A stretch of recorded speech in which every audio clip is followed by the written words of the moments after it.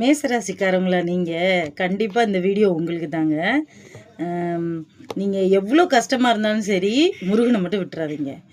கஷ்டப்படும் போது மனுஷ ரூபத்தில் தெய்வம் வந்து வழிகாட்டும் அப்படின்ற ஒரு நம்பிக்கையோட ஒவ்வொரு நாளும் கடந்து போங்க.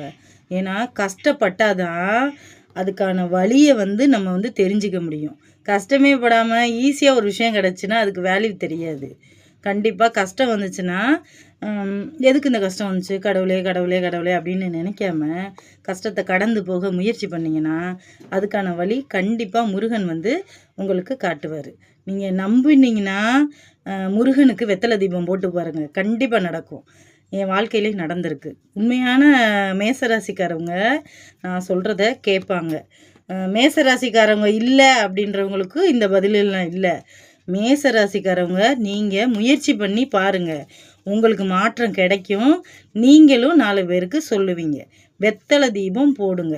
எப்படி போடணும்னு நான் அடுத்தடுத்த வீடியோவில் சொல்கிறேன். அப்படி இல்லை அப்படின்னா நீங்களே கூகுளில் யூடியூப்பில் சர்ச் பண்ணி பாருங்கள். உங்களுக்கு அதுக்கான விளக்கமும் அதுக்கான ஒரு அனுபவமும் கிடைக்கும். ஒவ்வொரு நாளும் நம்ம கடந்து போகும்போது ஒவ்வொரு வாரமும் செவ்வாய்க்கிழமைகளில் நீங்கள் வெத்தலை தீபம் போடுங்க. உங்களுக்கு மாற்றங்கள் நடந்துக்கிட்டே இருக்கும். ஓகேவா? பாய்.